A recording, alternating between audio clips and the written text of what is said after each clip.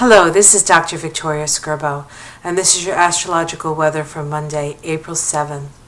Well, today is the first quarter moon, and the first quarter moon means that the sun and the moon are in a action-orientated square. When the sun and the moon are in a square to each other, we feel the need to take an action, and this action feels like it's something that we need to do for our own survival, really. First quarter squares are crisis in action, and we are trying to build foundations based on whatever it is that we planted in the new moon. And the new moon was back on the 30th of March, and it was in Aries. If we remember back to that new moon, not only was it a new moon in Aries, but it was conjunct Uranus in Aries. And there was a direct connection to higher self with that new moon. And so we are really moving forward and building foundations based on our connection to our spiritual self.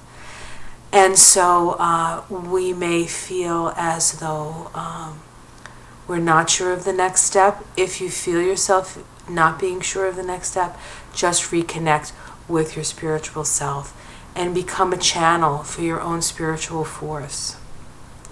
Today, Mercury moves into Aries, and so our minds are very psychic. Our minds are very open to the new. So let's utilize that. Toward the end of the day, there are two aspects. One is difficult and one is easier. The difficult aspect is also a square of the moon to Mars. Mars is in Libra. This is not a crisis in action square as the sun-moon square was, but this is actually a crisis in the way we think. And so we're questioning what we've always believed to be the right way to go within relationships.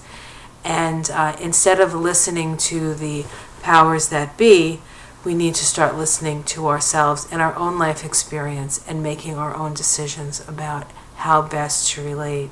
And lastly, a trine to Saturn and Scorpio of the moon in Cancer allows us some creativity, especially around resources, shared resources. So there is an option for resourcefulness, and if we put our heads together, and certainly our heads and definitely our hearts together, we will be able to move through this time.